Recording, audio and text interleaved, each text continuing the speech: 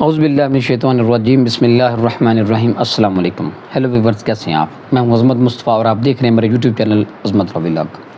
آج جس ٹاپک کے بارے میں ڈسکس کرنے جا رہے ہیں وہ عام لوگوں کے حوالے سے یہ ٹاپک ہے کہ عام لوگ، کیونکہ عام لوگ جو ہے وہ چیزوں کی خرید و فروخت کرتے ہیں، مختلف دکانوں پہ انہیں جو ہے وہ مختلف ضروریات زندگی کی چیزیں جو ہے وہ خریدتے ہیں، تو ان کو ان دکانداروں سے جو ہے واسطہ پڑتا ہے، اور اکثر آپ نے دیکھا ہوگا کہ اب دکانوں پہ یہ لکھا ہوگا کہ یہ خریدا ہوا مال جو ہے وہ واپس نہیں کیا جائے گا، اور اس جو مال آپ خرید رہے ہیں اس کی کوئی گارنٹی نہیں ہے کہ یہ کسی وقت بھی خراب ہو سکتا ہے، یا خراب جب میں نے آپ کو دیا اس وقت ہی خراب ہو سکتا ہے، یعنی کہ اس کی گارنٹی کوئی نہیں ہے، یا یہ مال واپس نہیں ہو سکتا۔ قانوناً ایسا لکھنا اور ایسا کرنا ہی جرم ہے یہ، کیونکہ عام لوگوں کو اکثر، کیونکہ عام لوگوں کا بھی یہ واسطہ پڑتا ہے، دکانوں پہ اکثر یہ لکھا بھی ہوتا ہے کہ خریدا ہوا مال واپس نہیں کریں گے یا اس کی کوئی گارنٹی نہیں ہے، تو یہ لکھنا اور ایسا کرنا ہی غلط ہے۔ اگر کوئی ایسا کرتا ہے تو وہ غیر قانونی کام کرتا ہے، اور ایسے دکاندار کے خلاف جو ہے وہ قانونی کارروائی ہو سکتی ہے۔ اچھا جی، اس میں ایک بات اور بھی ہے کہ یہ نہ صرف دکاندار ہیں بلکہ مختلف لوگ جو آپ کو سروسز پرووائڈ کرتے ہیں، جیسا کہ کوئی الیکٹریشین ہو گیا، کوئی پلمبر ہو گیا، اگر وہ بھی آپ کا کام صحیح نہیں کرتے یا آپ کا کام کرنے کے لیے آتے ہیں تو وہ صحیح کرنے کی بجائے وہ خراب کر دیتے ہیں، تو آپ ان کے خلاف بھی کارروائی کر سکتے ہیں۔ یہ جو قانون جو ہے، کیونکہ عام لوگوں کو ان چیزوں کا پتہ نہیں ہوتا، تو ہماری یہ ویڈیو بنانے کا صرف مقصد یہ ہوتا ہے کہ عام لوگوں کو ان چیزوں کے بارے میں آگاہی ہو کہ جی یہ اگر کام ایسے ہوں تو کیا قانون جو ہے وہ ان کی فیور کرے گا، ان کی مدد کرے گا، یا وہ قانونی طور پہ کوئی ان لوگوں کے خلاف جو کہ یہ کام کرتے ہیں یا جو ان کو نقصان پہنچاتے ہیں ان کے خلاف کوئی کارروائی کر سکتے ہیں۔ تو اس لیے ایک تو میں نے بتایا کہ دکانداروں کے خلاف جو کارروائی ہو سکتی ہے جو ایسی پوزیشن ہو، دوسرا ایسے لوگ جو کہ آپ کو کوئی سروسز دے رہے ہیں، جیسے کہ الیکٹریشین ہو گیا، پلمبر ہو گیا، یا مختلف کو اور لوگ ہوتے ہیں، اگر آپ کو کوئی سروس دینے آتے ہیں اور وہ آپ کا کام ٹھیک کرنے کے بجائے خراب کر دیتے ہیں تو آپ ان لوگوں کے خلاف بھی کارروائی کر سکتے ہیں۔ اس میں پوزیشن یہ ہوتی ہے جی کہ اگر کوئی کام خراب ہوا ہے یا دکاندار نے کوئی چیز غلط دی ہے تو آپ سب سے پہلے اسے یہ کہیں کہ جی کہ یہ اپنی چیز غلط دی ہے، یہ آپ واپس لے لیں، میں یہ چیز نہیں لینا چاہتا اور مجھے میرے پیسے واپس کر دیں۔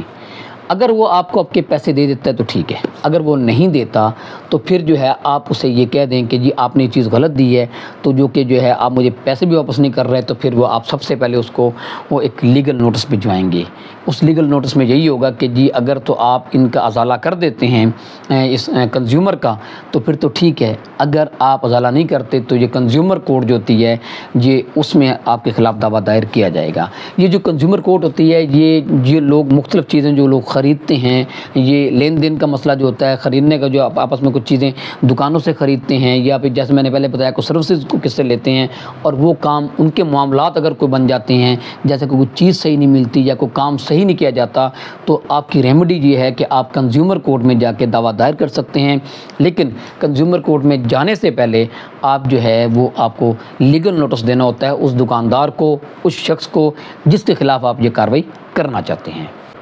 اچھا، اس میں ایک اہم بات جو ہے، جو کہ ہماری ایک روٹین ہے اور یہ غلط روٹین ہے۔ روٹین ہماری یہ ہے کہ جب بھی ہم کسی دکان سے کوئی چیز لیتے ہیں تو ہم نے کبھی اس کا بل، بیشک وہ بنا بھی دے تو ہم سنبھالتے نہیں ہیں۔ پہلی بات تو ہم لیتے نہیں ہیں، اگر ہم لے لیں تو پھر ہم جو ہے اس کو سنبھال کے نہیں رکھتے، کیونکہ ہمارے ذہنوں میں یہ بات ہوتی ہے کہ یہ ایک روٹین کی چیز ہے، تو ہم نے ضروریات زندگی کی چیز جو ہے وہ روٹین کی لی ہے، یہ ہم نے استعمال کر لینی ہے، تو یہ خراب نہیں ہو سکتی، یا اگر خراب ہو، ہماری پہلی بات ذہنوں میں یہ بات ہوتی یہی ہے کہ یہ چیز جو ہم نے لی ہے استعمال کرنے کے لیے، تو یہ کیا خراب ہوگی۔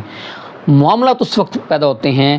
تنازع اس وقت پیدا ہوتا ہے جب وہ چیز خراب نکلتی ہے، یا اگر آپ کسی شخص کو کام کروائیں تو وہ آپ کا کام خراب کر دے تو اس وقت پھر معاملات جو ہے وہ خراب ہوتے ہیں۔ تو اس لیے آپ یہ بات ذہن میں رکھیں، کوشش کیا کریں کہ جو بھی چیز خریدیں اس کا بل بنوایا کریں، اور اس بل بھی جو ہے وہ ان کے لیٹر ہیڈ پہ جو دکان ہوتی ہے ان کے اپنے کو نام ہو، اس پہ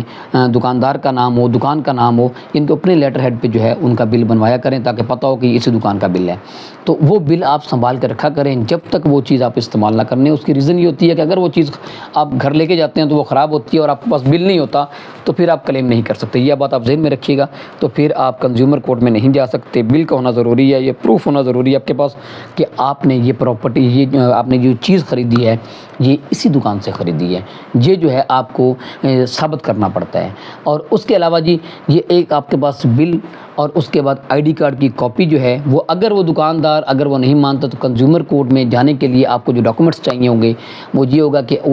یہ جو بل ہوتا ہے جو چیز آپ نے خریدی ہے یہ آپ کے پاس ہونا ضروری ہے، اگر نہیں ہوگا تو آپ کنزیومر کورٹ نہیں جا سکتے۔ نمبر 2 آپ کے آئی ڈی کارڈ کی کاپی جو ہے وہ آپ کے پاس ہونی چاہیے۔ اور نمبر 3 جو ہے وہ آپ نے جو لیگل نوٹس بھجوایا، جیسے میں نے پہلے آپ کو بتایا کہ کنزیومر کورٹ میں جانے سے پہلے اس شخص کو جس نے آپ کا نقصان کیا ہو، جس نے آپ کو غلط چیز دی ہو، اس کو لیگل نوٹس بھجوانا پڑتا ہے۔ وہ لیگل نوٹس کی کاپی جو ہے وہ بھی اس دعوے کے ساتھ لگتی ہے جو کنزیومر کورٹ میں کیا جاتا ہے۔ اور چوتھا جو اہم بات جو ہے وہ کنزیومر کورٹ آپ کو وہ جو وکیل صاحب آپ نے کیے ہوتے ہیں اس کام کے لیے، عدالت آپ کو اس کی فیس بھی لے کے دیتی ہے۔ کنزیومر کورٹ جو ہے آپ نے اس وکیل صاحب سے بھی سرٹیفکیٹ بنوا کے کہ میں نے اتنی فیس لی ہے اس کیس میں، وہ بھی اپنے ساتھ لگانا ہے۔ تو یہ آپ سوچ رہے ہوں گے کہ بڑی جو ہے وہ حیران کن بات ہے کہ وکیل صاحب کی فیس بھی وہ دکاندار دے گا آپ کو۔